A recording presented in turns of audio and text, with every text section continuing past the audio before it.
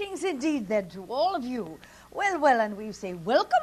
Can you hear us all right? Is this going? Yes, all right. Well, greetings then. Welcome. Certainly very much a pleasure and a very exciting ride it is to be here with you this evening. Oh, well, and happy St. Patrick's Day to you all. My goodness, yes, the wearing of the green, how delightful. Well, the channel's had a little bit of a chuckle that it might be an Irish comet. So who knows? Anyway, greetings to you all.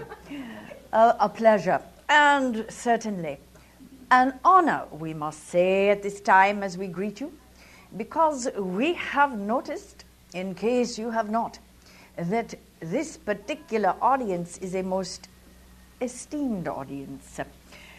Very much an audience filled with individuals who are, in your own ways, map makers of the new millennium.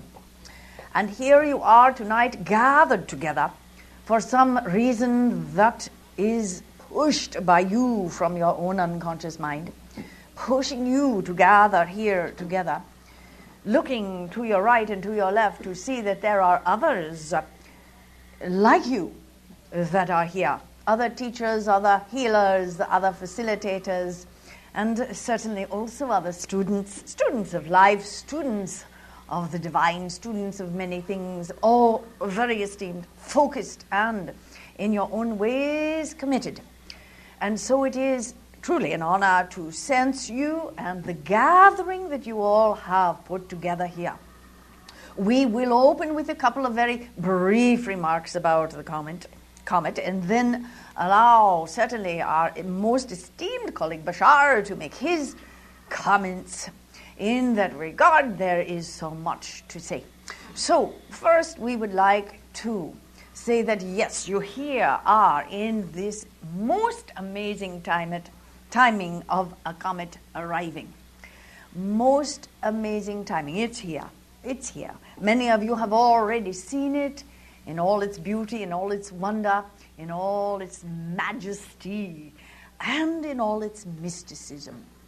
We are quite well aware that as an object of mysticism, this comet has already taken a lot of your projections. Imagination has been running rampant on what this comet has with it, or in it, or around it, etc., etc. Imagination has been very active. A lot of interesting projections going on already. And it's barely but hit the twilight sky. And so, for now we put that aside to say that a comet is, historically speaking, many things, and certainly it has always been a marker. It has always been a marker of a certain time or a certain age, ushering things in, as you know. And who has made it so? The historians, truly so. And those people who have looked back on the comets of the past and have looked at those comets to see, well, what was going on then? And as you look back to see, well, what was going on then when this Hale Bopp comet was coming through, many of you have already done enough research to realize it was a very interesting time. Things were just really getting rolling on your good old planet Earth 4,200 years ago. Stonehenge was having a little facelift. It was getting a little update from what yes. And also the two most profoundly new agricultural cultures, the Sumerian and the Egyptian, were in full throttle and getting ready for a new throttle in that way. So it was a marker of a very important time the last time this comet was around, and so it is again. As a marker, you look back upon it 4,200 years ago, or 5044, the last time such a bright comet came through. Not size, but brightness. This, they say, is brighter than any since 1544. Not necessarily bigger or closer, but brighter. We'll see how that goes. And so there have been those. And as it was a marker then, you have looked back to see what was it a marker of. What have various comets throughout your history been markers of? Where does this meaning come in? Where does the significance of these marks come in? And so it is that our opening messages to all of you, the teachers, the map makers, the healers, the curious students, those who are impassioned and emblazoned upon your metaphysical journey, who have gathered here tonight, you are indeed creating what significance this comet has. Oh, you've already been creating it. It started quite a while ago. It isn't going to be just tonight, but tonight you can also make a big difference in what this Hale Bopp will be a marker of in that way. When people look back 20 years from now to say, well, what did that Hale Bopp bring? You are among those who will be determining what they say. This places upon you an extraordinary freedom and an extraordinary delicious responsibility. It places upon you extraordinary power and creativity and imagination that you are definitely already using with this delicious Hale Bopp comet. Yes, it is a marker. Yes, it is a marker of many things, and indeed you are determining those things. We will be saying more, but it is time for Bashar. All right, we thank you, and we greet you. And to continue the idea that has already been approached by Torah, the idea to really understand, and the idea to really underscore in your perception of these events as they unfold in your solar system, is to, of course, once again remember, as has now been pointed out, that the concept of a marker is primarily as follows. For a long time it has to some degree been intuitively understood and to some degree mathematically understood that certain events that you would call astronomical or planetary in nature would to some degree be coincidental, so to speak, or synchronous with the timing of certain changes going on in your world, both collectively and individually. But the idea, of course, that you call any kind of astrological presentment, we would like to remind you, of course, is not that the idea of the comet or the planets or the alignment of stars and such in any way, shape, or form actually rules you, or in a sense influences you, or in a sense pushes you into a particular change, but that this outer reality is but really a reflection of what is already going on within your collective consciousness, of the changes that are already coming to the forefront in your reality. Thus, as Torah has said, it functions not in that sense as an influencer, but as a reflector, as a marker, to reflect back to you from the outer universal mirror the idea of what is going on already within you, what changes you have already decided to create within your collective and individualized consciousness. And thus, by seeing it reflected in the timing of certain synchronized events in your physiological reality, you can then give yourself the reminder or the reflection of what it is you have already decided to make a change in. For many times, these changes, of course, take place within many of you unconsciously or subconsciously. And so you'll always have the outer physical universal mirror reality to reflect to you what is going on inside you, to allow you to bring it into conscious recognition so that you can then work with the changes and understand them consciously, physically, emotionally, mentally, intellectually, and so forth. These opportunities then are like, in a sense, a clockwork reflection to bring about the understanding that there is a timing at hand, a timing for a shift, a timing for a change.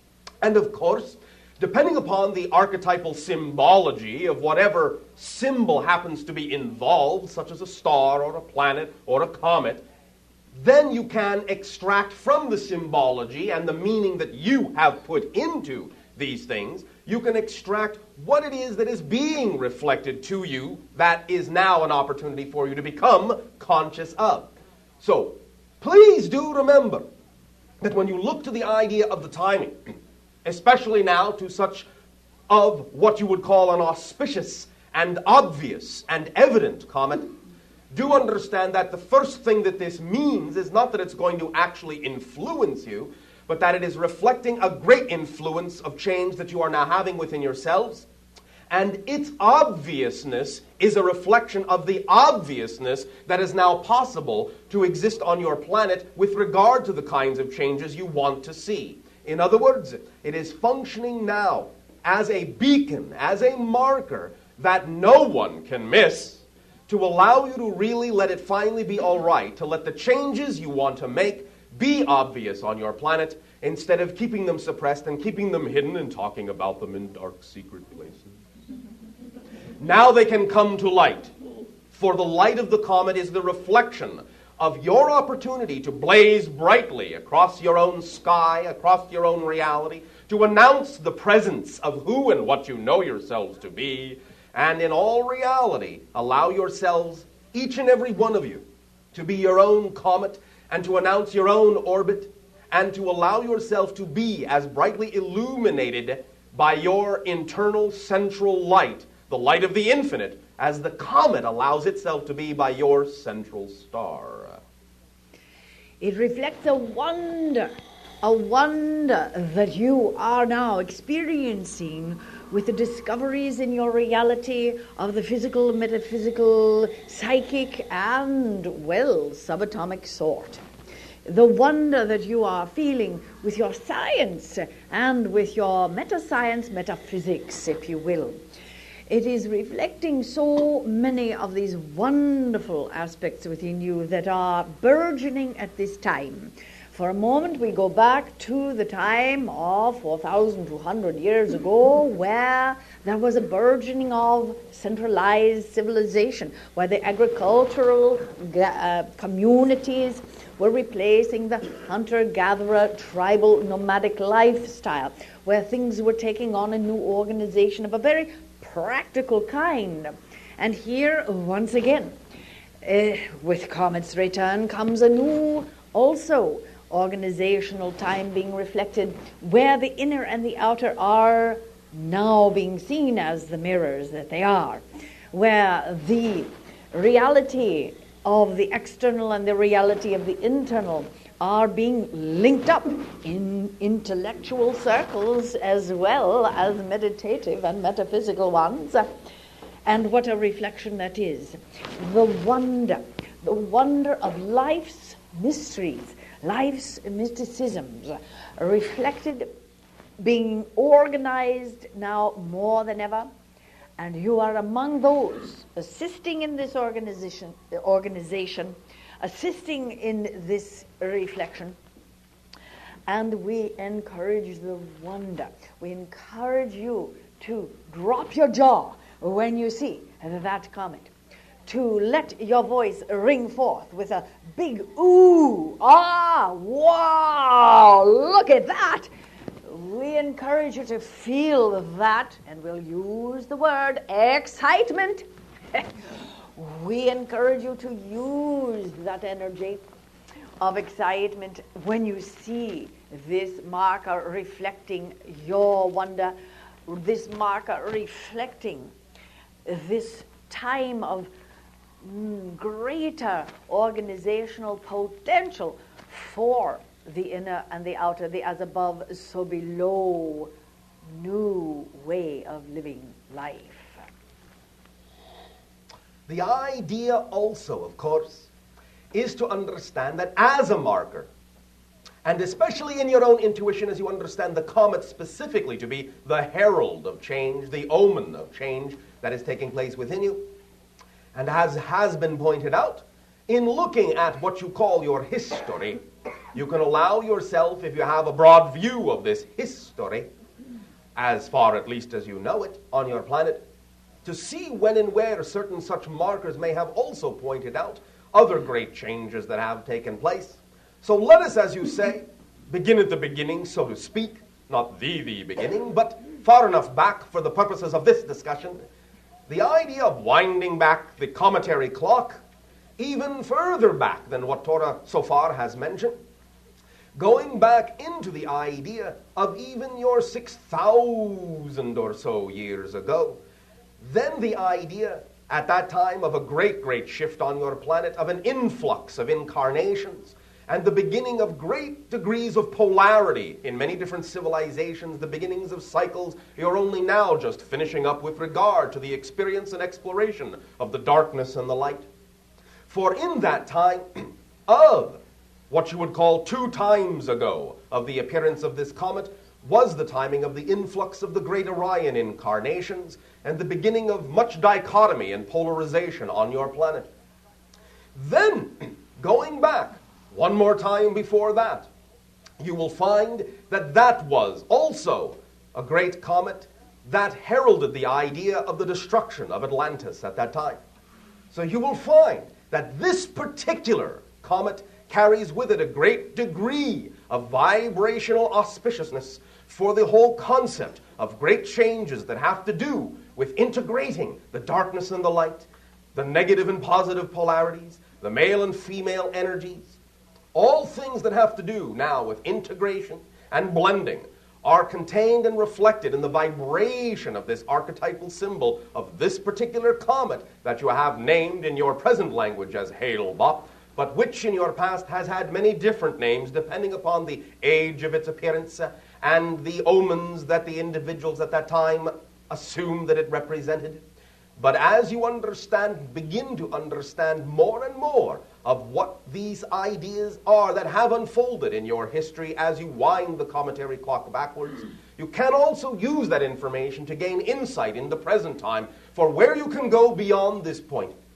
For this is truly, as far as cyclic things go, the end of one cycle, a great cycle of times. And it is, of course, no accident that this comet appears once again near the end of this cycle to usher in the idea of your new integrated fourth density cells, to pull all the fragments together into one harmonious whole, and to, shall we say, begin a new orbit, a new cycle of yourselves that will propel you into a new universal understanding of how you can truly begin to become part of the overall society that permeates universal reality.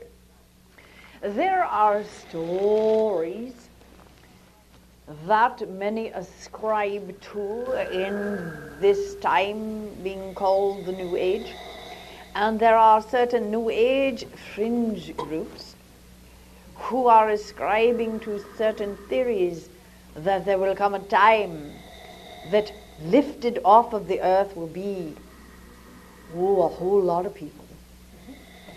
Some people think, well, all the good ones are going to leave. Some people think, well, all the bad ones are going to leave, and and it'll be heaven on earth. So there are as many theories as there are people in this room. Yes. But we would say that there is a certain historical projection that the ancients put on comets, that it took spirits away. Yet there are other indigenous peoples who said, no, it's bringing the old ones back to give us their wisdom. Yes, we said earlier it'll take all your projections, the comet will.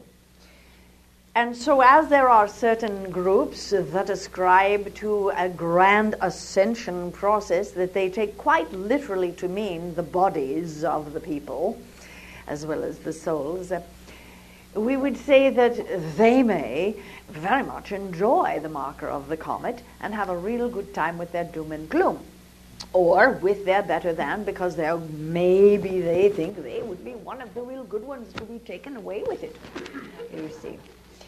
So we would say that along the same lines of what Bashar has been saying, we would say there is a greater truth than that, than what those ancients have said, that it is bringer, that is leaver, that is the ascended ones leaving. That along the lines Bashar has said, it is rather showing an integration. Yes, there will be things that will be leaving, and yes, there will be things that will be coming. concepts, beliefs, thoughts, feelings, and an integration, a greater harmonization. We would suggest, however, this comet is not going to take a whole lot of souls and bodies with it. Also, as has been pointed out by many individuals, and of course, meaning no offense to your species, but we have recognized that there is a propensity toward the fear and negative side in the idea of certain pronouncements that have been made about the cometary presence in your solar system.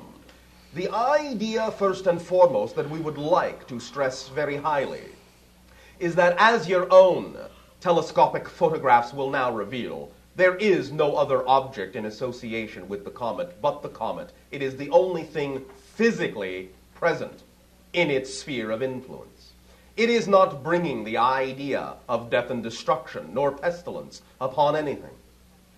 Certainly, yes, you do recognize that your planet, by your own hand, certainly does have its degree and its share of the idea of negative manifestations, so to speak, and dire consequences and pestilences and all sorts of manner of famines and diseases and so forth, and perhaps even some of the ideas of geological shifting here and there, though, as has already been pointed out from time to time, both by myself and Torah, many of the early predictions have themselves now become obsolete because of changes you have made within your collective consciousness, and we would strongly urge that you continue in that direction with regard to the idea of any pronouncement made with regard and with respect to this particular cometary body. The idea to understand again is that it is functioning symbolically and archetypally as a large reflecting mirror, so that anyone who, in a sense, beholds it will really behold a reflection of the strongest vibration they have within themselves, and so that will be the future they see.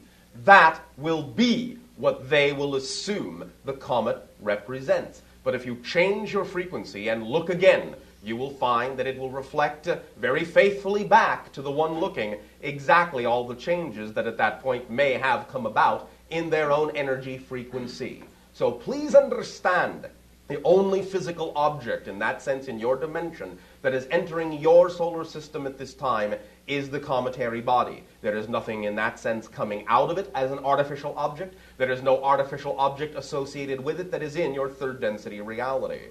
The idea, however, is that there is a massive amount of higher dimensional truths and realities associated with this object, because it is the archetypal reflection of so many of the hopes and dreams and desires and projections of your collective consciousness. And as such, what you are seeing, if and when individuals see things there, are the direct reflections of what each and every one of you, both individually and all of you together collectively, assume to be the most likely and possible future you can imagine for yourselves. On the political front, we would say that often in the past, comets have been associated with the death of major world leaders, or tribal leaders, as the case might be. Comets, different comets, not just this one. There are certain significances that people have found historically. We would suggest that there is always a death of a major leader going on, right? If you really want to find one, you can. There is. Having said that, we would point to 20 years from now, when people look back, to think, well, what about that theory of the major leader who is dying around this comet time, and what would that be? Again, 20 years from now, looking back to Hale, Bopp, they would say what? Deng Xiaoping. Leader of more millions of people per country than any other. What significance might they see to that? It's all unfolding, isn't it? You're beginning to see it. There is a major significance of integrational nature occurring as the turnover of Hong Kong is passed to the Chinese with a new leader.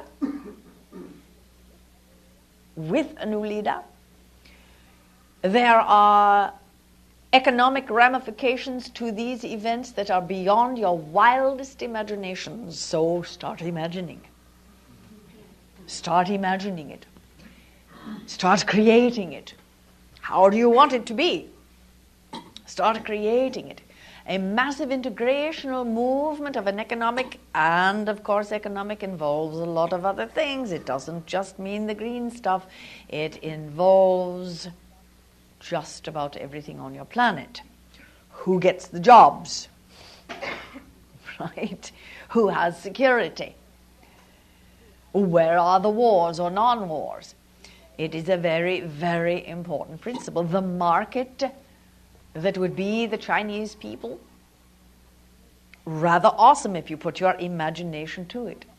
What integration will people see 20 years hence when they look back upon this comet time? As certainly there was, yes, as always, the death of a world leader. But as we say, there is always one going on anyway. However, this one is particularly significant, and the significance isn't written in stone yet. It is being created. And as you, the visionaries, you, the dreamers, you, the map makers, you, the ones who use your imagination, are starting to use your skills of consciousness in your own personal lives, the comet is also reflecting back to you the possibility of stretching how you use your consciousness skills. It is reflecting to you there are global changes unfolding now, and imagination is needed to continue this unfoldment with efficiency, with clarity, with peace, with harmony, and we would say with magic. Now, Torah and I have been talking about the comet, and we have been talking about consciousness, and we have been talking about change. And now I'm going to have to apologize because it's time for another C word. I'm going to have to say the fearful big C word. Commitment. For you see, above and beyond many things, the whole idea of this timing of the comet and its relevance to consciousness and change has to do with commitment. Commitment to yourselves, to be yourselves. This is what, in a sense, if anything, the symbol of the comet calls you to, is commitment, to be who and what you are. This is what we meant by shining brightly. And without this timing of commitment, without taking that step, you will not necessarily be capable of aligning with the symbolic reflection in its most fluid and flowing and constructive form. So, while I know that many of you, upon hearing the C word, quake in your boots, allow yourself, please, to understand that when you really understand the concept of commitment, you will embrace it and rejoice at the freedom that it provides, because commitment in being yourself is what will allow you, finally, to know that you fit, you belong, you have your own synchronistic timing as the comet reflects to you. You, in your own orbit, are your own source of omens, your own source of meanings, and you have the opportunity, as Torah has outlined, to begin now to create more consciously whatever kinds of meanings and reflections you want to put into these ideas, these presentments, these symbols and archetypal reflections, as you have created this timing that is not an accident, not a coincidence in the accidental sense. Commitment is the key. As you take a lesson from the idea of the commitment that these planetary bodies have, as the comet plunges toward the sun, also the commitment of plunging toward your own inner light and letting it blaze, that leap of faith, that diving off the precipice, that falling toward the sun idea. Do not be afraid. Your inner light, though bright beyond belief, will not burn you, will not char you. You will pass through this idea of fire, but will come out the other side, reborn, renewed, and capable of more clarity, which is another C word that is much in need in your communications with yourself. So, it would seem that the theme is middle C. Balance and music and harmony is what all of this represents. We are going to move for just a moment to D. Just for a moment. There are some words that are D words that are often causing you to quake in your boots, as Bashar has said. The C words cause you as well. One is discipline. Oh no. Discipline, commitment is freedom, as Bashar has said. Well, then what is discipline? We would like to offer an alternative definition. There's a D. A definition of discipline, an alternative. As you fly toward your sun, your bright light within you, discipline can be seen as discipling your self-love, discipling your excitement, discipling your fire within. Discipline, discipling your fire within. Just a little trip to the D word. Shall we continue down the alphabet?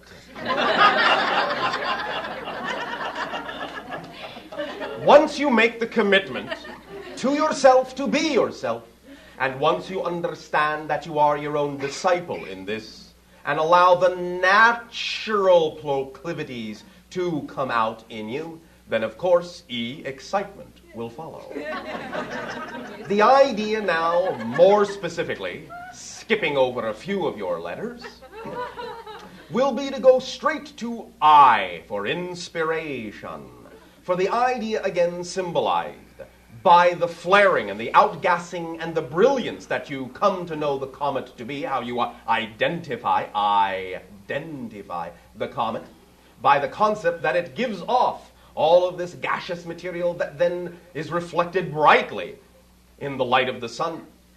You can see the direct analogy on a very specific level with regard to the idea that the closer you allow yourself to be to that light, that inner light of the infinite, and as you thus then are warmed by that light, you will find all sorts of ideas spewing forth and inspirations spewing forth, because you will be on a vibratory level that will be representative and indicative of such thought, of such awareness, of such awakening, of such inspiration.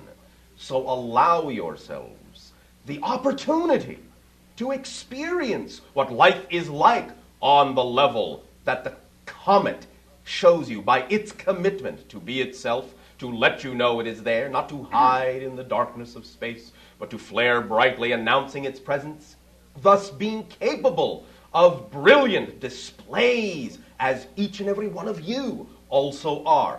That bubbling up, that effervescence, that joy, unbounded and unlimited, that you can experience, that is your birthright, because you are the light, the reflected light of the infinite. So eloquently said. Another E.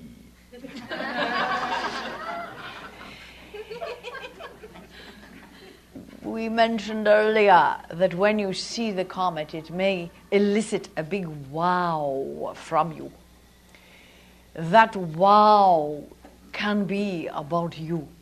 As Bashar has been saying, your excitement and certainly your unique orbit. your unique orbit. You're finding it now. It's not something that you are still wandering through the marshes to find. You are finding your gifts. You are finding your unique talents, your unique and wondrous powers and abilities and skills. You're finding your imagination. You're finding your wow. You have been really on your quest for a while now, and it's time really to see that your orbit is indeed clearer and clearer, more than ever before.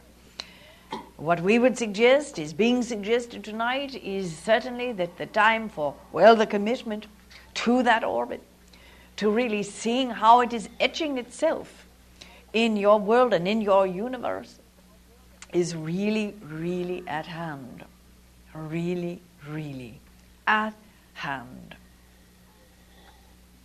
Another I word, intersection.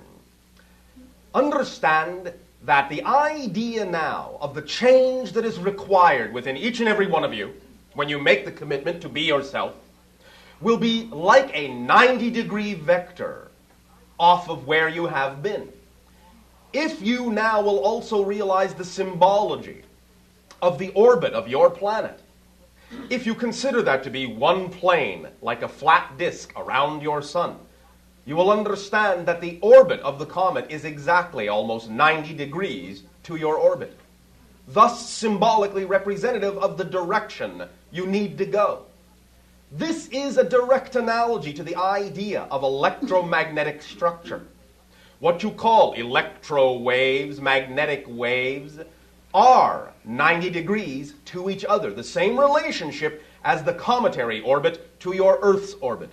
Thus you have, right now, a brilliant opportunity to take advantage of the intersection of these two vibrations that together form the component of a true large-scale electromagnetic wave. The idea then is that there is a vibration specifically keyed to this change that you can ride the wave of. To some degree, it has been talked about, this concept that many of you have called the photon belt, and we have discussed the idea that this is simply an electromagnetic manifestation of the leading edge, so to speak, of your collective consciousness piling up against the barrier you have created to change so that you can bring enough momentum to that barrier to break through. The idea of the photon belt is simply an electromagnetic side effect to you breaking through your own speed of light, so to speak. This intersection of your planetary orbit with the comet's orbit at 90 degrees also is part and parcel of the idea of the manifestation of electromagnetic phenomenology, such as the concept of photon belt being generated by your consciousness. So as your consciousness of your one reality plane intersects the reality plane of another dimension, another domain represented by the 90-degree orbit of the comet, you create such ideas and experiences in the electromagnetic field, such as the concept of photon belt and other abilities to extend your physical senses and begin to see electromagnetic light that heretofore you could not see. So there is truly a large-scale electromagnetic pulse because of these intersections that is representative of the new magnitude and amplitude that you are capable of expressing your spirit as, because consciousness expresses itself in physical reality as the concept of spirit, which is electromagnetic organized energy. So take advantage of this auspicious timing of the expansion of this electromagnetic wave and ride it, ride it, ride it, flow with it. It will carry you high, fast, and far. You can ride it as well with your bodies more than before, taking responsibility for the elevating of the vibration of your bodies, physical body, with your food, your good self-love of body, yes, taking good care of it.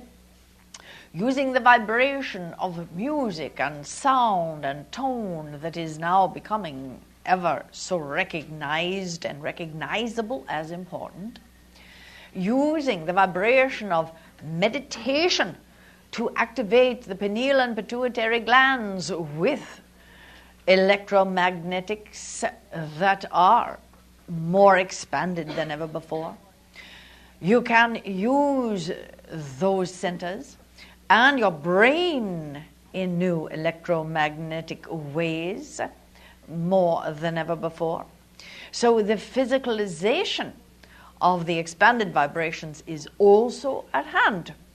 Yet, certainly it takes your focus, well, your commitment, and your discipline to affect these things with your body. With your body. So, we recommend as above, so below, as it is happening in consciousness, working with those electromagnetic expansions, also work with your bodies. This pituitary and pineal junction that Torah talks about at this time is critical. Critical in that it needs to be balanced and can be balanced now most advantageously at this time. Do pay attention to the idea of remembering that you are in essence, as a physiological presentment, an electromagnetic field. And as you allow yourself to become more superconductive, more fluid, more flexible, more flowing, as you intersect yourself with new ideas, and as Torah has suggested, allow for a rewiring and a rechanneling of yourself into a new format, then you will also be capable in your meditations of allowing the balance between the pituitary and the pineal and a few other centers in your body to truly bring forth new manifestations in your physical reality, new possible electromagnetic phenomenology that will be representative of your mastery of the idea that physical reality is what you are. It is not really something you live in.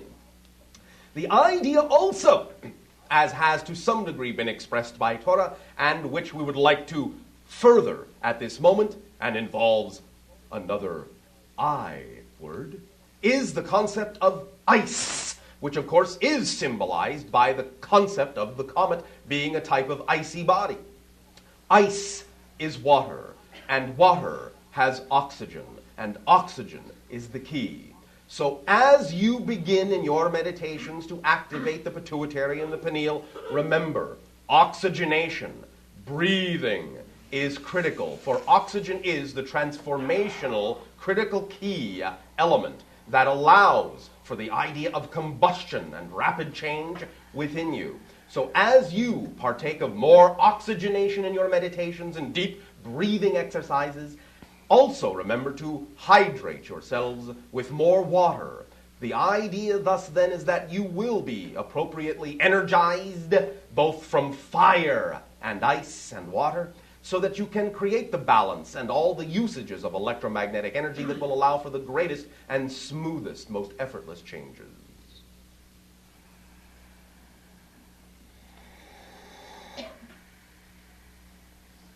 As you each think on your own individual ways of putting these recommendations into your life, we recommend that you get specific.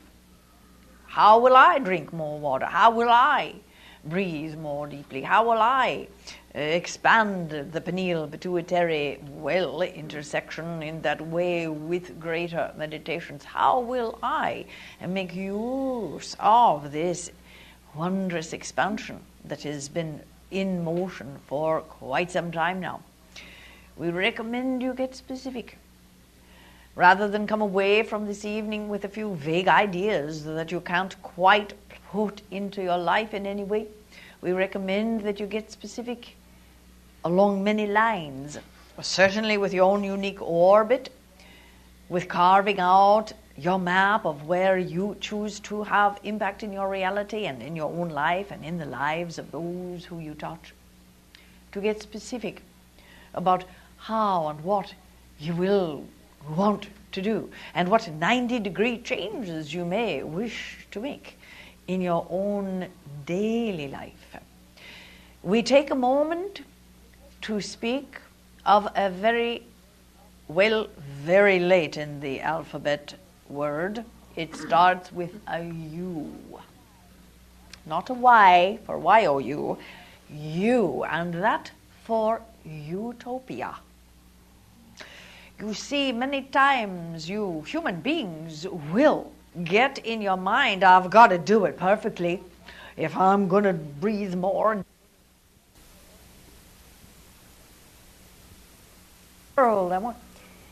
This word, utopia, is very important because it can, in one moment, be an inspiration and in the next moment, a deflation, right? Because utopian ideas so often can be, well, disappointing because of ways you have aspired to utopian scripts in your own life and then had your disappointments in your past. So the reflection of the comet as a bringer of a utopia is going to be a temptation for some and a dread for others. Oh, I don't want to look at the fact that there's a potential utopia here with this planet, with this comet, because that's going to be a letdown. I'm used to all the letdowns I've had every time I've wanted a utopian daily life for myself. Every time I have imagined this, it didn't happen. I was around in the 60s and I wanted utopia, free love, smoke your way into a wonderful turning in, turning on, and all that good stuff. Utopia is here. I was disappointed then. I don't want to look to a utopia now. And on the other side of the coin, there are those who do want to look to a utopia now. Ah, the comet is bringing it. It's going to be all different by April. The whole world will be utopia. Well, maybe by May. Well, certainly by December, won't it? So you see, this U word can be an important consideration for those who are constructively using their imaginations. Am I, observer of a comet, projecting a utopian something or other onto this flying hunk of ice? Thank you. She got it. Hey. Or am I really going to look at this in terms of something that seems a little bit more real? Real, not just in terms of mundane, but real in the magical, mystical way as well, yet not utopian. Integration is key. Integration is key. So as you do consider what would be my 90-degree turn, what would be my approach to making use of this powerful reflection, beware the utopian dread or over-expectation. S. Another D word is paramount here, and that is discernment.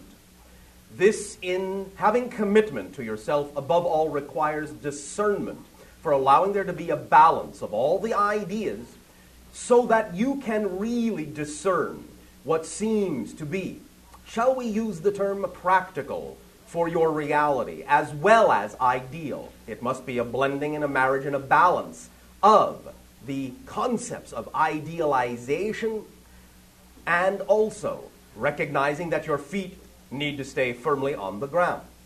It is thus then again no accident and a beautiful collective created synchronicity that the comet's perihelion, that is the closest approach to your sun, will be literally smack on April 1st, April Fool's Day.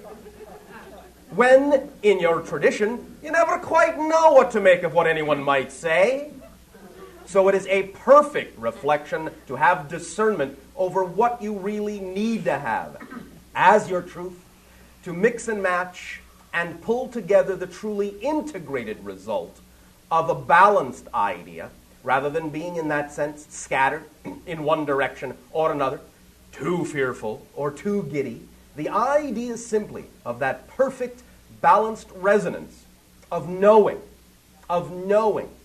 that you can engineer, so to speak, that you can orchestrate, so to speak, a perfect harmonious balance of all of the best ideas from all levels of life.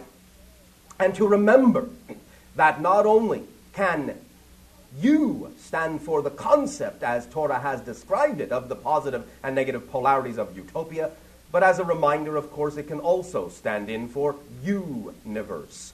And in that sense, not only the letter U, but the Y-O-U, meaning that you are your own universe. So decide, in that day of deciding between all truths, which truths are true for you. And on April Fool's Day, you also have the opportunity to do as the archetype of the fool and go into the unknown. Yet you have the opportunity of going into the unknown with the known that is you, within your discernment, the known that you know within you. You take your known, the known of you, into the unknown. And in that way, well, it diminishes some of the terror, doesn't it? So as you use the discernment to be with the known that you know, what you know about yourself, what you know about your power of choice, your power of creativity, your power to create your own reality. What you know of this is unknown, and you take that into the unknown on April Fool's Day and have a lot of fun. Have a lot of fun. Trusting yourself, not with a rigid set of rules that is coming from domination, but trusting the Creator within you, the light within you, the Creator within you. You are magnificent fools, perched on the edge of great, great creativity. How appropriate that April Fool's Day should be the closest passing of this wondrous hunk of ice in that way. How wondrous a cosmic joke. So, make a friend, as Torah has suggested, a friend of the unknown, and allow yourself to delight in the beauty of the synchronicity of the structure of your own language, in how, as Torah has beautifully and brilliantly reflected to you, the unknown simply does begin with you, and if you go into it, that you do become known to yourself, for the unknown only contains more of who you are. Do not fear it. It is only, I'll say it again, only in the unknown that you will actually discover who you are. So make it a friend. It will not hurt you. It doesn't bite. Unless, of course, you bring your own teeth to bear on yourself, which you do not have to do any longer. It is about allowance, of course. This change, all the change that you are experiencing yourself to be, is about allowing yourself to be who you are. The unknown is like the crucible of freedom, in that the limitations are released. You are in the unknown truly unlimited, and in that sense can really use it as a crucible to define who you want to be, and similar to the concept of the comet, allow yourself to become a beautiful, crystallized idea and reflection of what you deem to be your truth. We are going to go to an F word. Oh, not that one. Not that one. Well, yes, that one. That one. The big, scary one. Oh, all right. Future. We had a few of them on that Yes. one. Future, the scariest F word there is. Right? Future. We have a little cosmic joke to play upon you now as we are getting ready for the break. And it is not really a joke, but it is a bit of humor with a profound depth to it in the future. We are privy to a little bit of information that has been researched thanks to lots of very intricate computer programs. about a particular meaningful crop circle, two more C words, crop circle that appeared, well, it would be 2 years ago this year, or a year ago last summer, that is commonly called the asteroid belt, or one of the asteroid belt crop circle reflections. This is a crop circle many of you are aware of. Many of you don't know what the heck we're talking about. That's all right. You can ask the ones who do know, and they'll tell you all about it. This crop circle showed orbits with what could be construed as planets, and in the center a circle that could be construed as a sun. The outer point of this entire configuration was what could be construed as an asteroid belt. The third orbit from this center that could be considered the sun, where ordinarily one could think that planet Earth is, had no planet upon it. So this particular crop circle people have called the Earth is missing. Good grief. What a sad use of imagination. Nevertheless, that is what it is often called by some people, this particular crop circle. Well, we would like to say something about this formation at this time. It relates to the comet. A friend of the channel's, a scientific lad indeed, one of those wonderful English left-brainers, very academic, delightful fellow, decided to configure his computer program in such a way that he would look at the solar system from Hale Bopp. He set it up on his computer, three-dimensional formatting, to see the movement of the planets, the orbits, and he decided to take a ride on Hale Bopp, visually speaking. If I was riding Hale Bopp, he said, if I was coming into the solar system on Hale Bopp, what would I see? Would I, by any stretch of the imagination, find the configuration that came up in the crop circle? Would those planets that are drawn out clearly in the wheat, in the crop circle, show the same angles at any point that are shown in the configuration of the planetary angles in the crop circle? Would those angles show up if I was riding on Hale Bopp? Well, he looked at it, and he looked at it, and he figured out the dates of the Hale Bopp coming so close to Earth, and he looked at it, didn't find anything. There was nothing there, and finally one day he went back to his computer and thought, well, I'll just keep riding Hale Bopp away from Earth to see if it ever comes up. What date could it possibly be? And he's plugging away. Bingo! He got a date where the exact configuration and angle and alignment matched those that are implied in the crop circle. Would you like to know the date? Because it is a significant date, one must think there's a correlation. We'll leave it to you. January 1st, 2001. 01, 01, 01. Oh, one. Another new beginning, another demarcation time. It is a little too ironic to be ignored. A little too ironic to be ignored. Another marker. Another marker.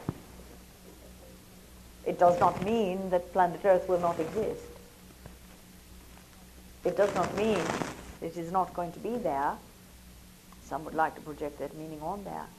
But no, it is also implying, as this comet is now, a new beginning. A new beginning. A new way to view. Not a literal new beginning, but a new view possible. A new you, new view, new universe possible. as you all radiate your love. And of course, if you really want to get technical, 2001 is when the new millennium begins. Though most will be celebrating it in 2000 because of the turn of the numbers. So, have a good time with that one. Those of you who know that crop circle. All right. Would you care to make any closing comment for this first portion, dear Bashar, before we depart? Only that we shall allow them to ponder upon the idea of one. Enjoy your discontinuity. Much love for now. Enjoy your break. Thank you.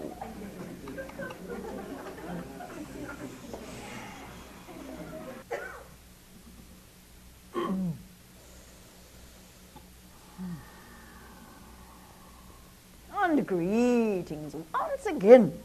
We sense the room has become more full. And we're not talking about physicals. Lots of you have brought lots of friends. And they didn't have to pay. Oh, and it is so wonderful to sense your unseen friends, and we are so grateful they are here, and they are multitudinous, and they are of multitudinous natures, and many kinds, many wondrous ones, and we welcome them as well as all of you. We will begin with questions, but we will take a moment to await the more formalized arrival, if you will, of dear Bashar. We thank you. Ooh, all right. And we will, just before the idea of questions, remind you of the opportunity for the sighting of your comet is approaching more and more advantageously toward the ending of your present month, as you call it, of March, and especially in the auspicious timing of what you call your 23rd date, 24th date of March, being the day of a lunar eclipse, so that the skies will darken sufficiently to allow you clearer sighting of your comet. Again, you have orchestrated the timing of these ideas with beautiful precision to afford yourself the best opportunity for seeing the reflection in the comet as you gaze upon its form and know that it is present, for treating it as a mirror to see the reflection of any face you so choose to be, and in so choosing, from an infinite array of faces and presentations and ideas and reality, knowing that all of them, of course, together are the reflection of the face of the infinite, and that this is another opportunity, especially during time of viewing, for communion within yourself and with all that. And in that the number 3 is a number of a wondrous divine trinity of many kinds, we would add a third element. You are also still within a certain window of energy at that time of the 23rd, the lunar eclipse. That is what you call your equinox energy. It will be just at the fringe of that window of time you call equinox. Nevertheless, it does intersect and could be called yet a third energetic. March 23rd, the comet and the lunar eclipse, combined with the equinox, equal energy with light and dark. How's that for a reflection? wondrous reflection, your moon, eclipsed. Well, given significance, not eclipsed in its importance, but augmented in its importance by that eclipse. A wonderful triad of energies for your March of 23rd.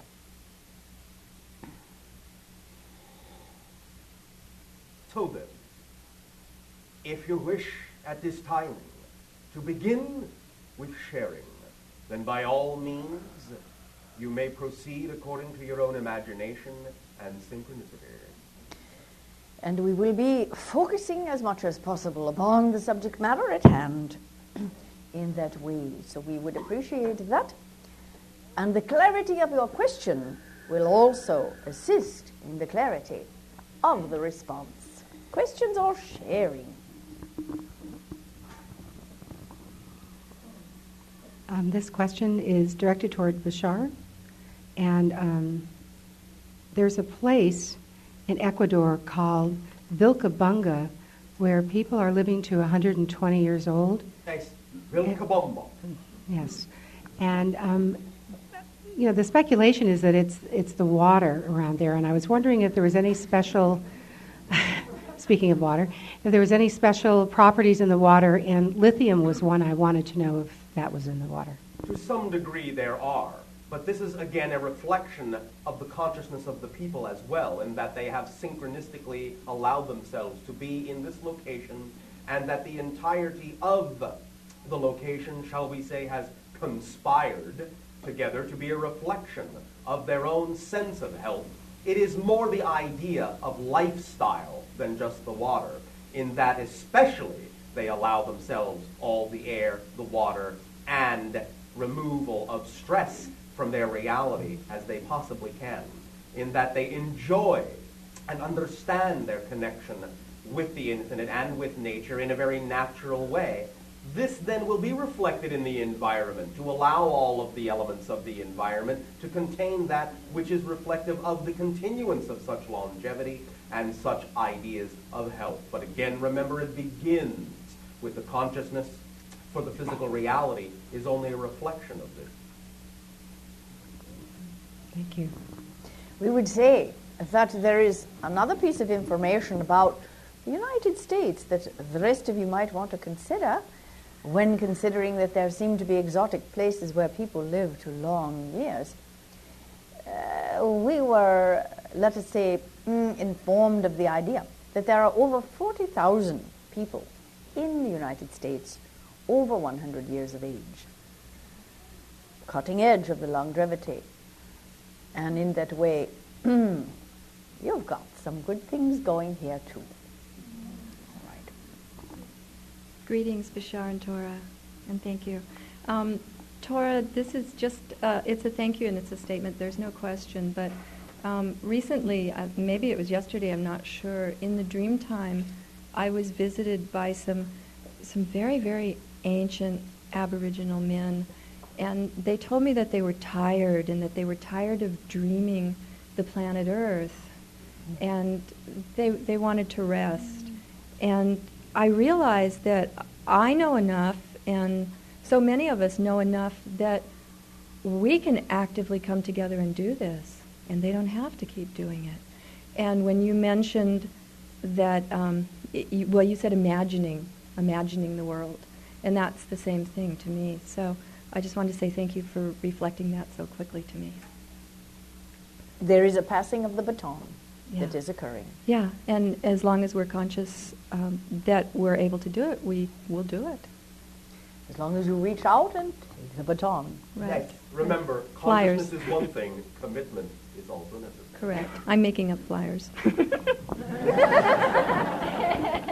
Oh. All right. Ooh, Hi, she liked Torah that too. and Bashar. Greetings.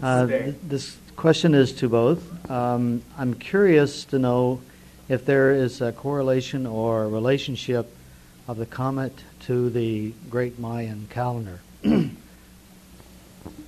you get that last part? Yes, you will find to some degree that there is, but it will be to some degree woven into some of the parameters of the calendar in a way that may not at first be obvious. With further research in that sense, you will find that almost any significant astronomical occurrence will to some degree be counted in, if only in its energy format or its reflective quality, into that calendar. For those ancients understood the cycles of things and did, in a very creative way, combine them in many of their works of that nature. But you need to know where to look.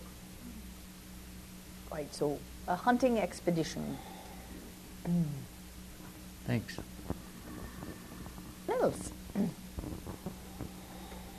Hello, Torah, and hello, Bashar. Greetings. Good day. Hello. Bashar, something you said a while ago about the comet appearing around 6,000 years ago really piqued my interest. You mentioned that it coincided with the, I believe, the arrival of Orion energies. Yes.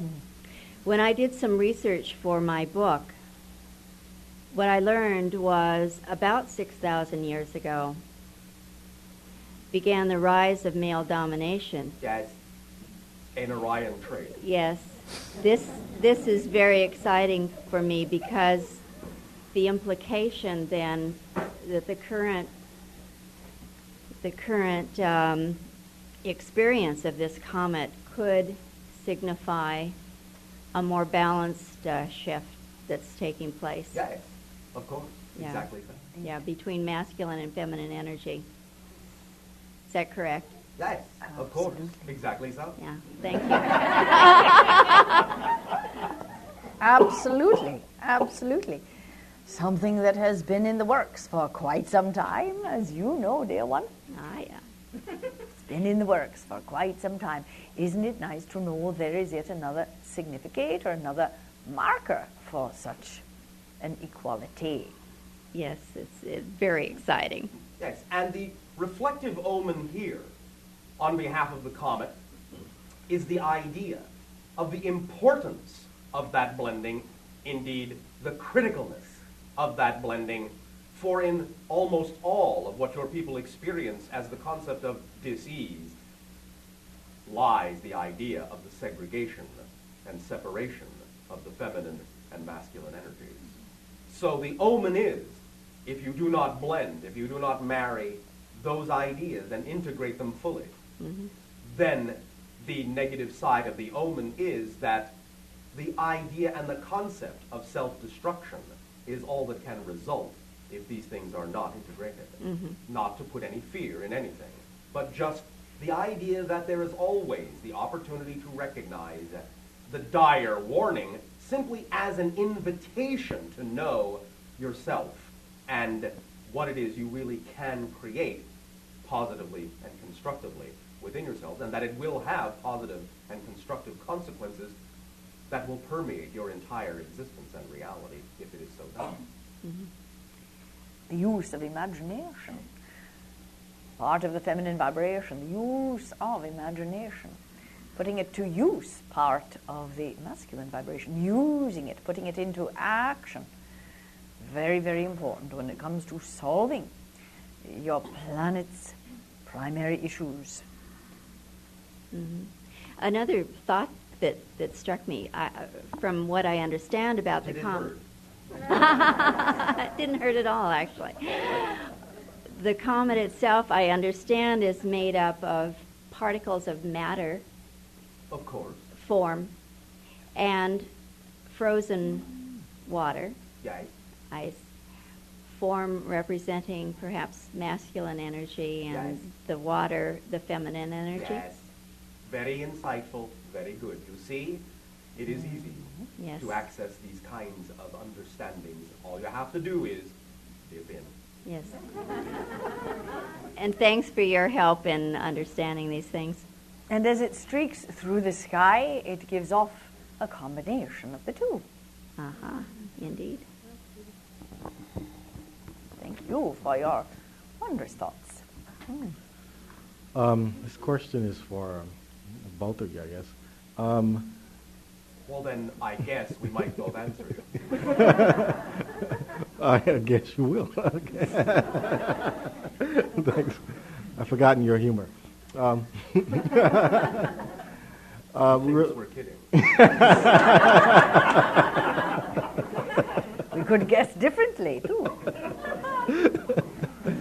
The question would be, since we've been talking about the energy of the comet itself, we recognize... The great streaker. We like to call it that. The great streaker. Oh, yes, it's the great streaker. Go ahead. Is there some way that, as individuals, we can tap into this directly to the electromagnetic energy on that physical plane? Because much of what we talk about with some of the other, let's say the Sirius vortex that also pours energy down into our galaxy, how can we tap in a meditative way or to sit with the energy? And the other level is, we've been talking about the physical makeup of a comet, and I realize when I read a lot of material, it's very vague, although we talk about ice and water, and yet it's heat. So it seems some major contradictions go on in that arena. That's polarity. Yes.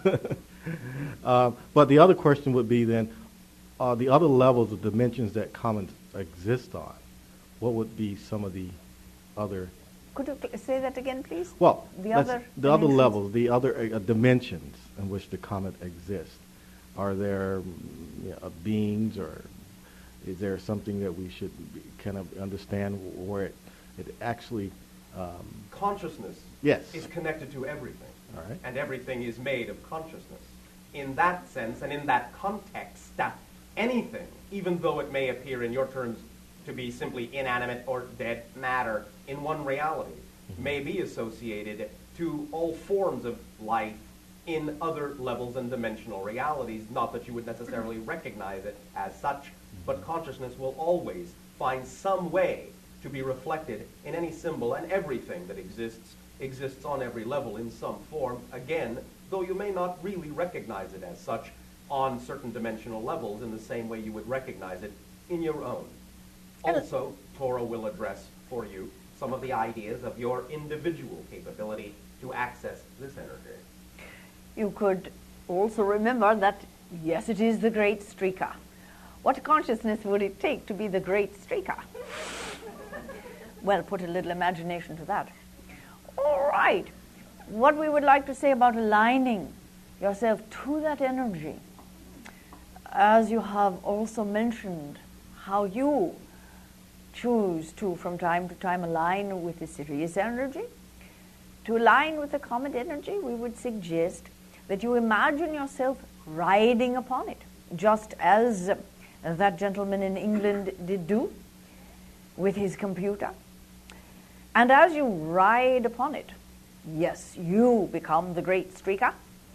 What does the great streaker you want to do? Well, if you wish, you create it all. You decide what it is you do want to do. Do you wish to align with the electromagnetics in that regard? In which case, put your imagination to work.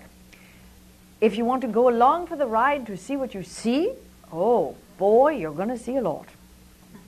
You've already been passing a lot of planets. Now, how do you want to ride it? Do you want to hold on for dear life like that and let your hair fly behind you? If you've got it, it's got hair that flies. Do you want to hold on?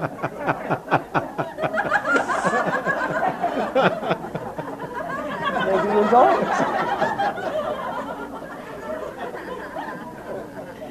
Yes, Torah, this is Joseph. So it may be a bit of draft, too. Yeah. The big streaker produces big draft. So also, you may wish to hold on by your heels, by your knees, by your fingers, by your toes. How would you want to ride the comet? How would you like to pass by the various planets you're going to pass by? Would you like to align with the different energies of them? Of course, you're going in that 30-degree angle that is different from some of the orbits. How would that be for you? Again, we recommend an imaginative ride on the comet as one way to align. Another way, very important, is to think of the comet in the most obvious way that you experience it when you view it by your eyes, and that is as light. How would you become that light? How would you imagine yourself to connect with that light? Many ways would come to mind, would they not? Certainly imagining the light within you, the infinite within you, your higher self, spark of all that is within you, connecting it up to that comet, riding the beam out to that comet to align those lights. All you need to do is use your imagination, and you will, in that way, find a way to connect that is most beneficial for you. Does that help you, dear Joseph? Yes. And Joseph, we must say to you, if we may, on a personal note, you are in orbit. And it's really time to fly. All right, thank you. Blessings to you. One moment. You haven't finished yet. I was trying to let the wind fly through my hair. The idea also, of course, we trust that you perceive in Torah's point, Yes. is that if you have the imagination to ask such a question, you know that you have the imagination to invent whatever way works best for you.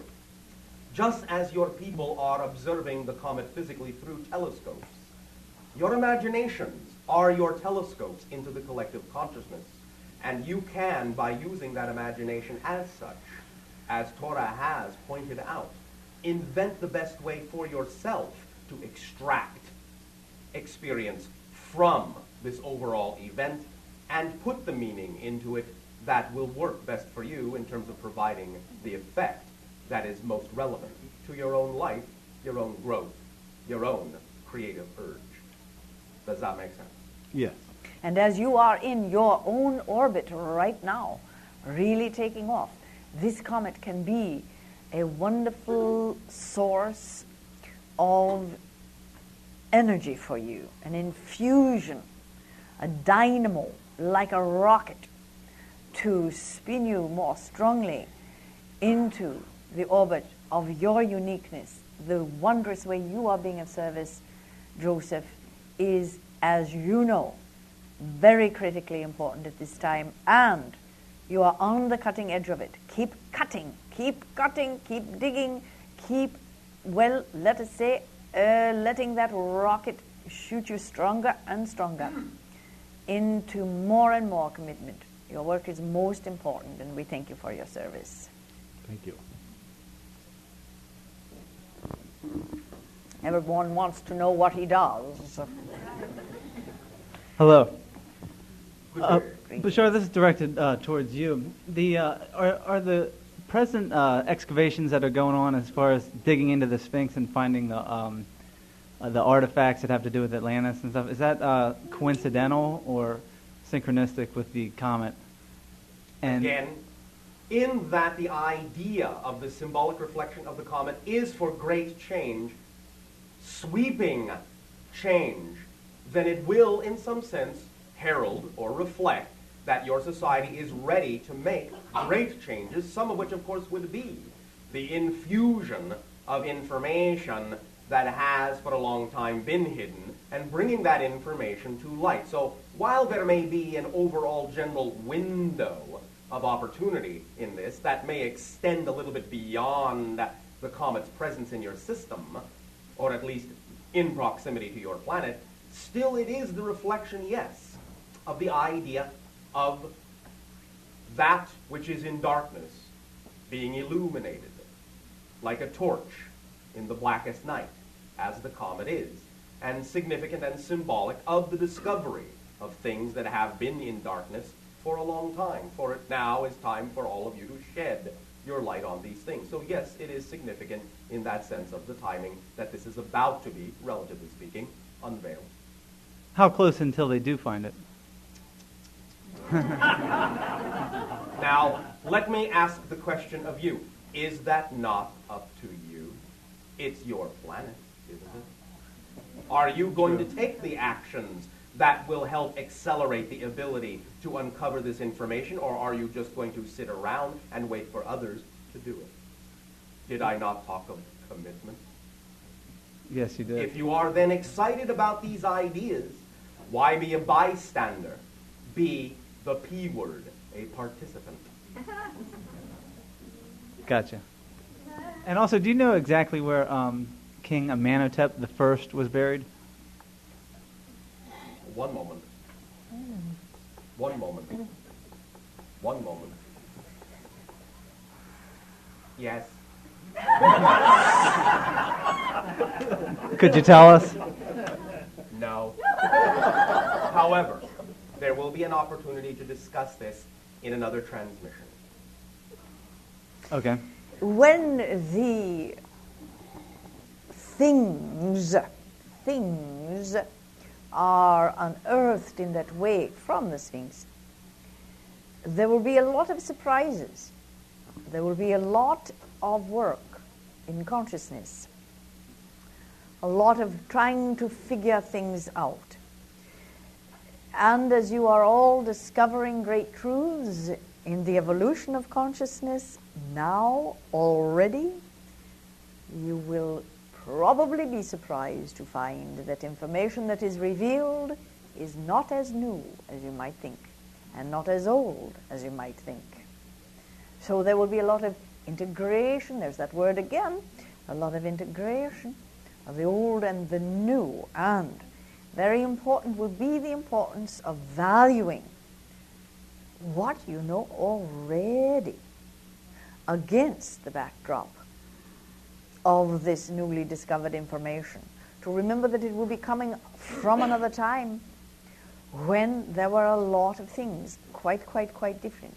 So there will be a lot of need for integration and, as we would say, need for valuing yourselves and what you already know, rather than to place on a pedestal these ancient artifacts.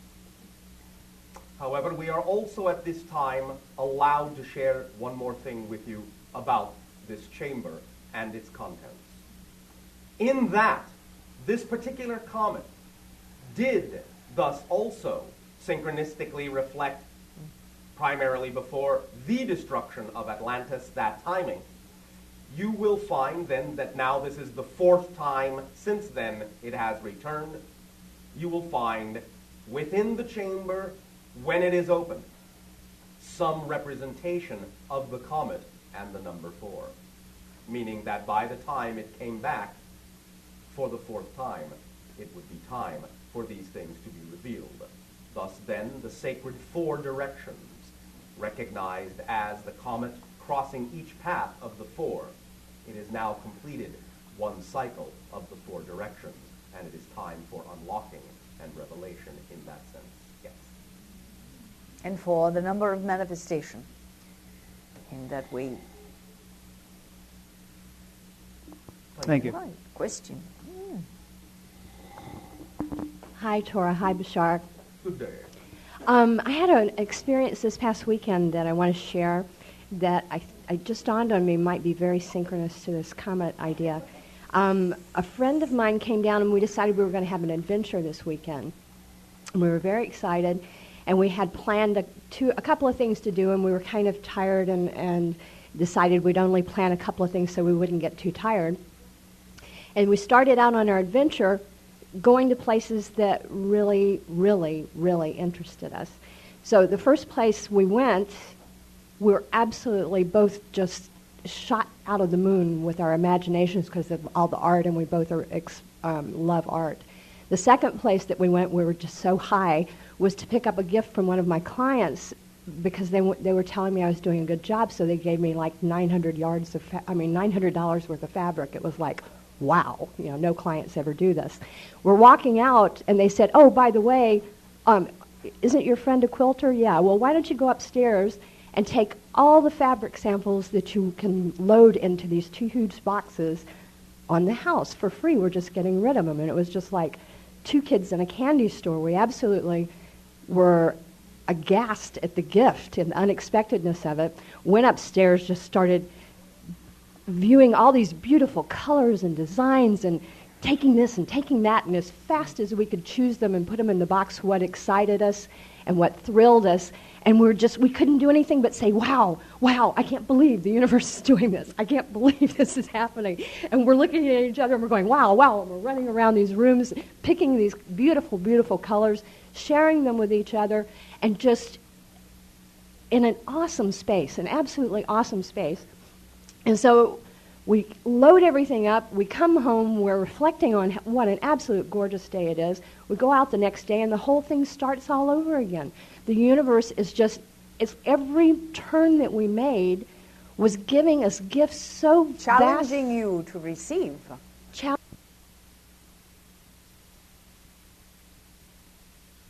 I was receiving so much I had to stop and center myself. And to receive in ways you do not expect. In other words, ways you cannot control or dominate. Right.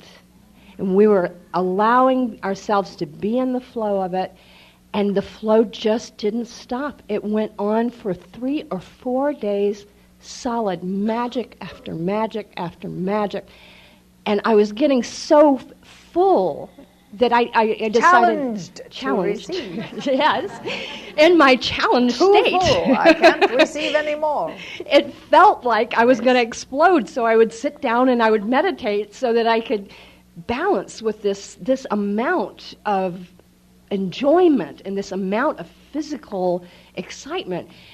And then it worked. What will I do without my drama, without my sadness? Oh, yeah. no.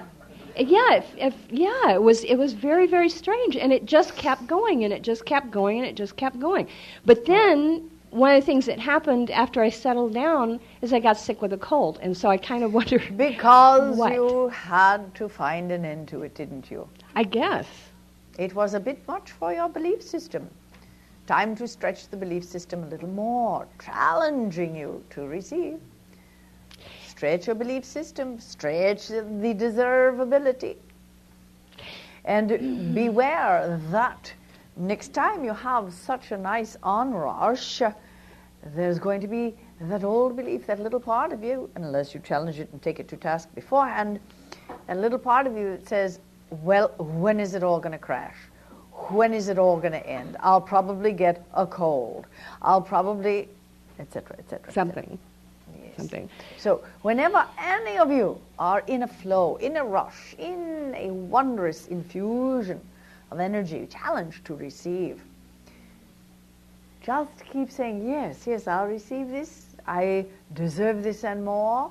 I'm grateful. I'm going to hold my energy of gratitude, hold my energy of creativity.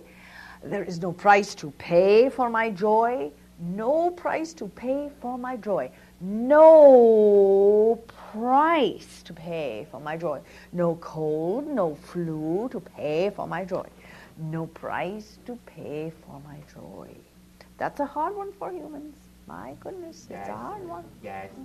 It is primarily based on the training that you have received.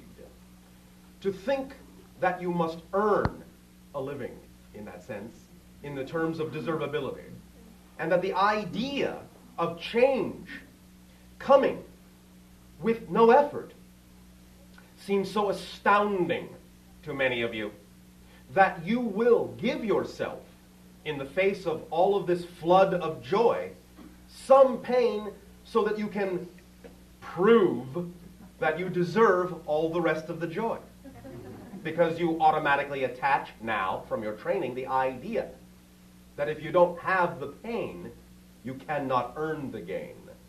The idea, therefore, as Torah has said, is to learn that you already actually contain way more than you can imagine. In a sense, it is already yours.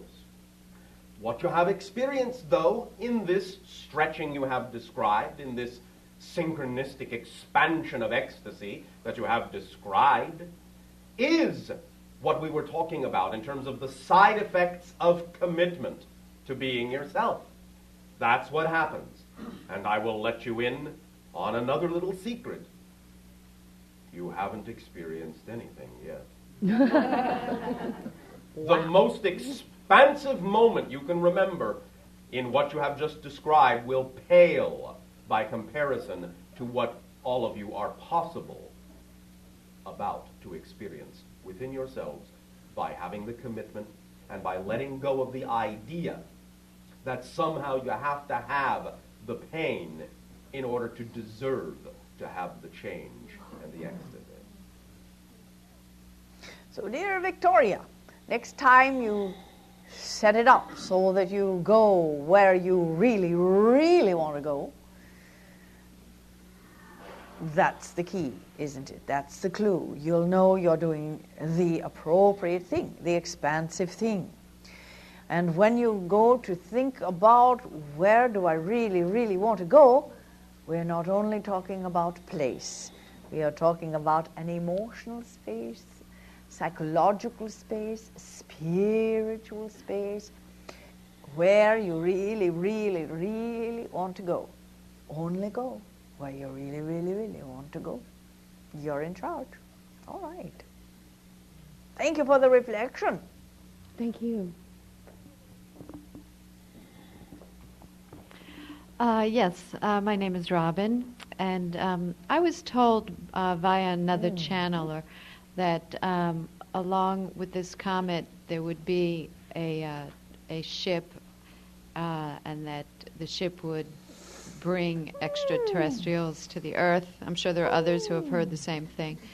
And were you present at the beginning of this transition? Yes, I was, and I was wondering, is this a contradiction to what you said, or was this particular channeler ill-informed, or? It is not a contradiction if you understand that what we were saying is that while there is no other physical object in association with this comet, the idea is that each and every individual will use it as a reflective mirror that will amplify, like a magnifying glass, the strongest point of view they have about what they think is the most likely representation for the reality vibration that they prefer.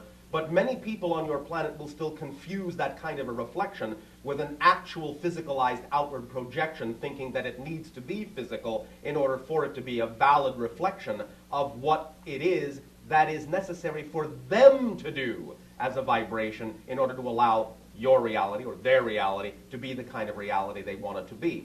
So the idea is not to project it out that the extraterrestrials such as ourselves will come along hitching a ride on the comet, but that the idea that it represents is exactly the kind of energy that the individual making the perception needs to manifest within their own reality.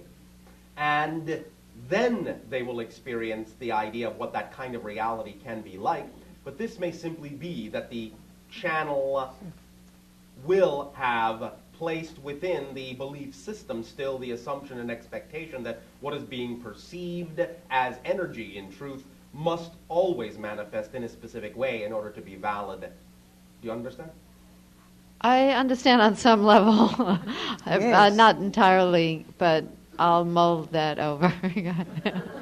Think symbolism, and that'll be the clue. Yes. Okay, thank you. Good evening, both of you. Good day. Good day. Greetings. I wanted to thank you. This is this is awesome. This experience is just like a symphony, a New Age symphony. It was awesome. You are the music as well, dear one. Thank you. Thank you. I know. Carry on. She knows. Good. As I was coming up here to ask my question, somebody said to ask you the diameter of the nucleus and what it was made out of. 20 miles. And what it was contained. But it is not exactly a diameter. In that sense, it is an elongated form. And again, and it has been said, you will find that there is a stone matrix with some other mineral elements mixed in, some metallic elements, but again, also the idea of frozen ice in that sense, water. And you did mention it was made out of the same stuff we were. That's why when it passes, we see ourselves like going through the eye of the needle. Is that correct? In some senses, yes, it is reflective of the fundamental basics of your life, the water, the oxygen in that sense, and is representative of the passage of yourself through the eye of the needle so that you come out the other side more expanded. Yes, this is one symbolic interpretation of its journey around the sun. Simply beware of the hot air. Yes. Little joke there. You The mean gases, Bashar? you know, it gives off the gases in the hot air, and well. Be careful of your own hot air. Be careful of your own gases. As reflections, of course. Just symbols. Just symbols. Thank you. My question is, Bashar, you were talking, and I would like Torah's feedback too, because you were there, this event I'm speaking of, but you spoke about the cloning with the effects of the change from the comet, that new things, information would come out. This week, you are speaking to Bashar, yes? Yes, but you were also there. Where? What? Seth, this weekend, Saturday night. You are speaking of We the were channel, not there. not the entity.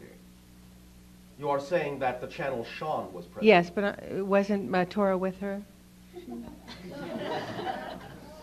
Do you Not think that we do not always. have other jobs? Well, I figured since so many other spirits are here tonight, you guys It's a might bit have... mundane to follow her around all the time. No offense, but we have other things to do too, yes. Well, I will ask my question. Bashar, you had talked about the cloning and the positive aspects. And said that your people could also use it for negative reasons, just like anything that you do. It's up to you. Yes. Seth had said that it was not We do not wish to get into entity wars here in that regard. Just a new phrase to think about. Well, no, I We did. will He discuss said, this with she you at said, another time. yes, he said, Okay. she said a sort of polarity. We would say the main thing for you, dear one, to think on is how do you perceive these circumstances? How do you imagine cloning will be? And furthermore, after that, how do you want to imagine it? You start with how you are imagining it now. This entity said this entity said that. And then you go to how do you want to imagine it? And if you have an opinion, put it out there into your reality. Find what you feel about it and take action upon it if you wish in that way. What is being said here is that the first thing that is cloned is ideas. So when you are presented with a piece of information, it is up to you to decide whether you want to clone it or not. Or own it or not. Yes. Own it or clone it. You decide. That's what I thought. Yes. Thank you. Yes. Good evening to the two of you. Good day. I'm interested in the concept of the transformation from third dimension to fourth Could we speak dimension. a bit louder? Sorry. I'm interested in the transformation from third dimensional reality into fourth dimensional reality, and as a collective consciousness as a whole at this particular moment in time.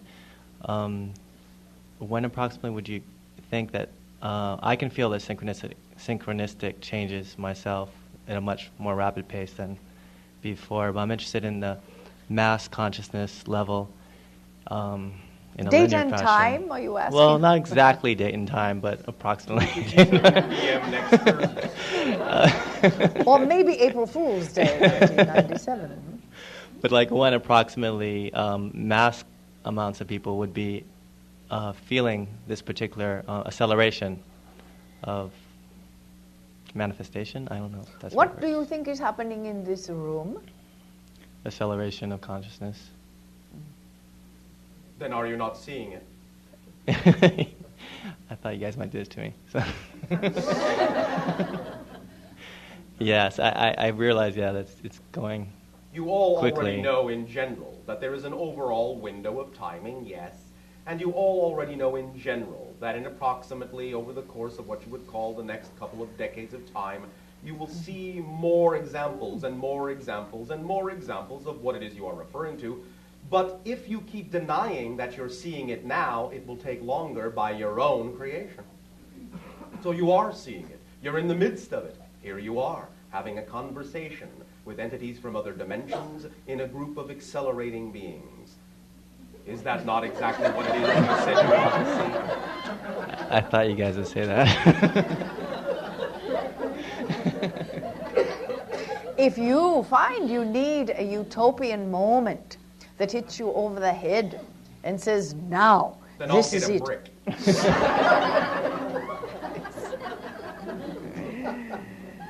We'll explore that, yes. I'm also curious about the actual moment-by-moment creation, and there's no past and no future. If we're creating every single moment exactly, like frame by frame, I guess you can call it, and it gives us a perception of time, does that mean that at this particular moment, even though, like, say, old photographs that I have of when I was a kid are being manifested in this moment by myself as my reality in this moment? Yes. Okay. For the simple answer. Okay. Look at it again this way. Everything that you perceive as a different moment is the same one moment from a different point of view. Okay. Does that make sense to you? Yeah. I was wondering about the picture thing. I understand. But the answer is still the same. But if you want to put it in linear terminology, then the simple answer is yes.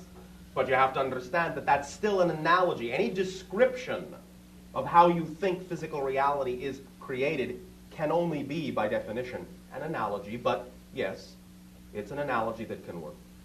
Okay. So nothing gets like dragged over or something. Every element of everything. Everything is now, Everything. and only now exists. So anything that exists now is created now. That's it. That's it. Okay. Thank you very much.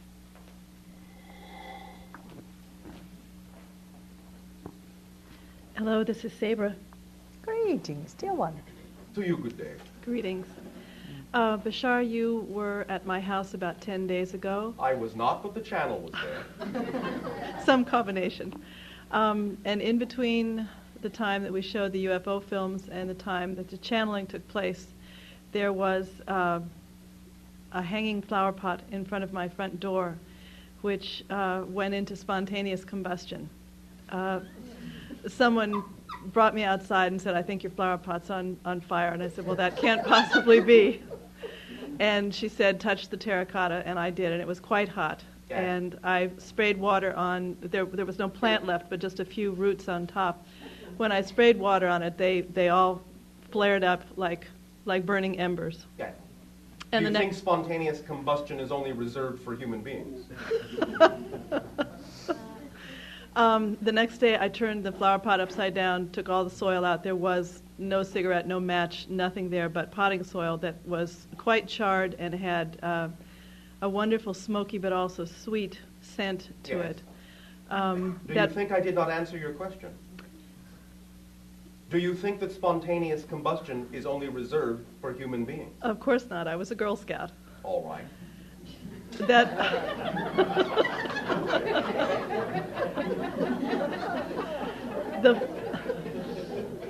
The flower pot has been hanging there for 20 years. So, Sometimes many people have been around for longer, yet spontaneously combust. Is there a connection between what was going on in my house that day and the fact that this happened? Yes. In the idea that in general, spontaneous combustion of any form is the result of the upsurge of an electromagnetic field that is not matched by the entity that combusts. Mm-hmm. So it was indicative of the idea that within that particular plant entity at that time, it was willing to do this in its own consciousness. There was, to some degree, certain elements, certain minerals, and sometimes those lacking that did not allow there to be the appropriate balance to handle the upsurge and upsweep of electromagnetic radiation that was created in that locale through the combination of all of your energy. It was willing to show you the difference between the energy you created and will create your world to be and that which you would consider to be the past. Do you understand? Yes, I do. That difference measured in rapid acceleration of molecular energy called combustion. So, you have a beautiful, beautiful, loving plant that is willing, in a sense, to stay behind and not get caught up in the energy to show you what a difference you are becoming. Thank you very much. Now water yourselves and grow. Thank you. Any more questions? Hello, Torah and Bashar. This is Jessica. I have a question with regard to some lucid dreams that I've been experiencing since, I think, October 22nd or 23rd. Oh, you have to wait till the utopian time to share that. It's supposed to happen all at once, you know. You're ahead of schedule. All right, well, we'll let you talk. Go ahead. Just making a little point. Well, maybe this is just a... lucid dreams, yes, carry on. Prelude. Or a trailer. No, you're there. Yes, go ahead. I've had a series of, well, it's a combination of lucid dreams, as well as at the same time a series of increased migraines, and they are coincident. I will wake up in the middle of the night with migraines, and then it will shift as I meditate. It shifts into incredible lucid dreaming events where I do multidimensional travel and have had some phenomenal experiences going to other dimensions, speaking to other entities, and I was just interested. I do know that it is electromagnetic energy, and I'm becoming more aware that for me, I had to shift to, instead of increasing the intensity of receiving the electromagnetic energy, it was a matter of making it more gentle, almost making it a homeopathic dosage of the electromagnetic energy so my system could tolerate it. How intuitive of you. And however, it has shifted to the extent where the migraines have faded, and I haven't been able to recapture the lucid or the lucidity as much. And that was an incredibly pleasurable experience. Capture it in your physical dream now. Transfer the lucidity into your physical reality now. Do you understand? Yes and no. All right, I'll polarize it of you. You experience this concept of lucidity within what you typically as a human call a dream. But the idea now is that as it appears to fade from one experience of dreaming, that is your signal to allow it to cross the threshold and become fully awake and lucid in your life dream. Because remember, you're dreaming right now. Yes. Therefore, become lucid in this dream. The idea is that you have been inspired to recognize what lucidity is, and Torah will have a few other things to say about this energy for you. But the idea really is to cross the threshold now that it appears to be fading from one experience, and know that that is your opportunity to allow yourself to wake up and be more lucid in physical life.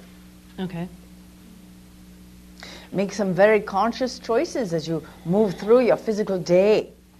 Dream them. Choose them. Watch them manifest. Just as your dreams became more and more lucid. Also look to the belief system that says, well, now that phase is done, I'll never recapture that. Look to the belief system on the positive side that you did indeed integrate with your wisdom and intuition the migraine adjustment process, as it was an adjustment process. Mm-hmm. Consider taking that adjustment process back into hand, like the bull by the horns, to ask your higher self. We know you work with your higher self. Yes. Ask your higher self to then bring more of your lucid dreaming back once you have integrated your lucid waking dreaming experiences. Mm-hmm. And also at that time when your higher self does begin to bring more of that lucidity back to you in the sleep dream state, upon your request, upon your creation, you may wish to imbibe certain substances that will assist in the, let us say, expansion of capacities of your pineal and pituitary glands as they align Or there is a meditation on tape that you probably know of, the pineal pituitary meditation, that you could do also, or in addition to substances such as, we would say, selenium, for one. Perhaps Bashar has another to recommend. That will be good, and it will aid and assist in the increase of the silicon that is now building up in more and more of your bodies to allow you to become more receptive of higher frequencies. The selenium in that sense is good, and also, in certain circumstances, the addition of what you would call chromium, for chromium is good for allowing for catalytic change. Oh, great. If you insist. Yeah. And then I have one other question. Do you remember the infinity sign? Yes, I do. All right. Think of your lucid dreaming in this way. You have just done it in sleep state. Now you're going to be doing it in waking state. Then you're going to return to being able to do it in sleep state. Yeah, right. And it will become one flowing ribbon. Okay. Exactly so. Okay. Now, I didn't actually find it remarkable until I saw the map that you have of the sky.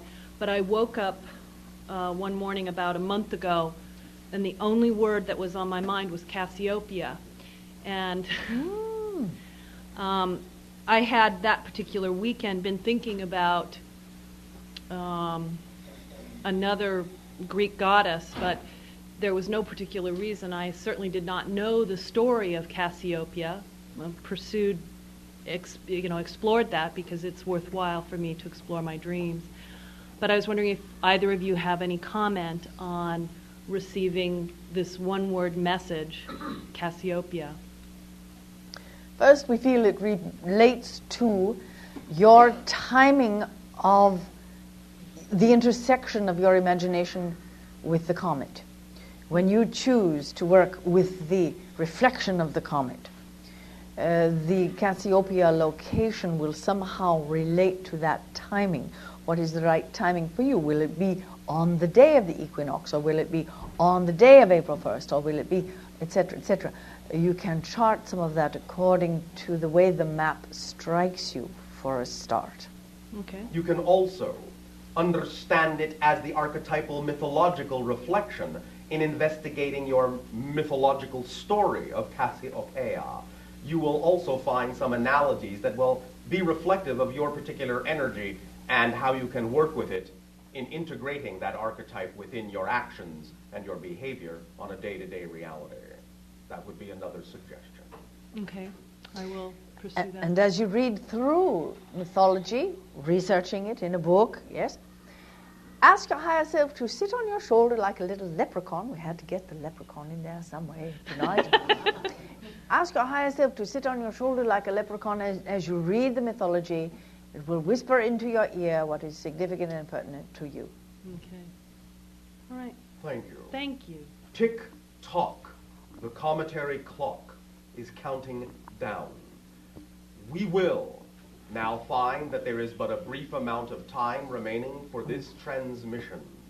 We will allow Torah to deliver the final message, so we will have our say at this time. The idea also to add would be, as many of your scientists view the concept of comets and meteors and asteroids, in the two ideas of either seeds of planets that never formed or fragments of planets that broke apart, you can understand in this polarity, the alpha and the omega, the beginning and the end, again the blending. You are the seeds of your own creation, and it is time to reintegrate all the fragments you have become. So use the cometary countdown clock to gather together and literally remember yourself and to become the seed of a new you that, when planted in the fertile soil of your imagination and watered with your unconditional love, will grow and blossom with deep, deep roots in the ground, but with branches that reach to the stars. We thank you for allowing us to share these points of views and reflections with you in this auspicious timing, and we now give over to Torah for a final message for each and every one of you. Good day. And we would say, in addition to that beautifully stated reflection, absolutely so, the comet is also a very wondrous time to remember the love. We said at the beginning, the wonder is there as you look at the comet, but also to remember the love that you are, not just the love that you experience, or the love that you imagine, or the love that you want to be, or the love that you want to have, but the love that you are. Remember, as so many of you here know, that this is an extraordinary planet of love. It is a planet where, so many in the multiverse look to be amazed by your depth of emotion, amazed by your depth of love. Allow yourself to remember the magic of your love as you look at the light, the streaking light of that comet. Realize that your love streaks in that way as well.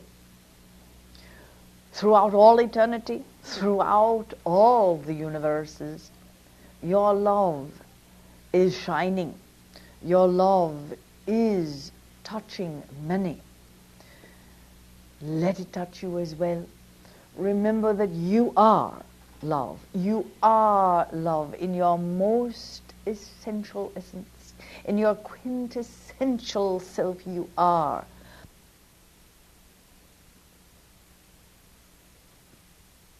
You can never lose it. You can only imagine you have lost it. You can never, ever lose it.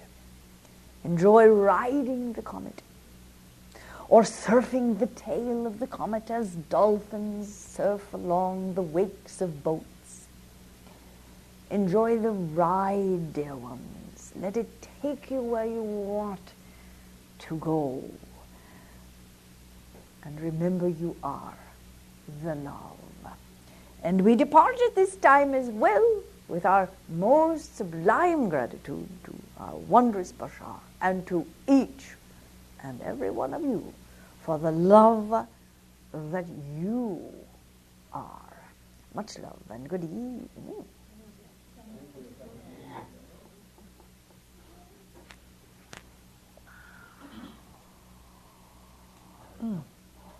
Oh.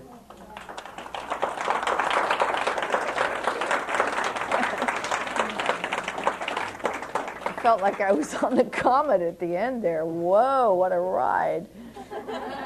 Just imagine it, you guys. I mean, I just felt like I don't know what he was talking about, but I felt like I was riding right on the Comet there.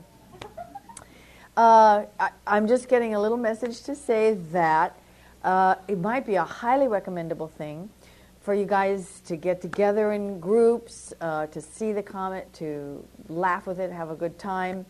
I'm told that if you put your fist out at arm's length and double the size of it as you see it, that's how big it's going to look in the sky from stem to stern to the end. If you can imagine, that's pretty big. That's what they're hoping for. So you might just have a lot of fun getting together with your best binoculars, your best buddies, your best meditations, your best viewpoints, and have a wonderful, wonderful time. I'm going to. Thank you all for coming, and thank you, Daryl. Thank you for being here tonight. Thank you so much. It's going to be fun. Yeah, thank you so much. This was fun. Boy, I really felt like at the end, it was like, whoa, some kind of a ride. No, I know, it's amazing. This is the tape you loaned me where they talked about my birthday. Oh, at the channeling kind of. class.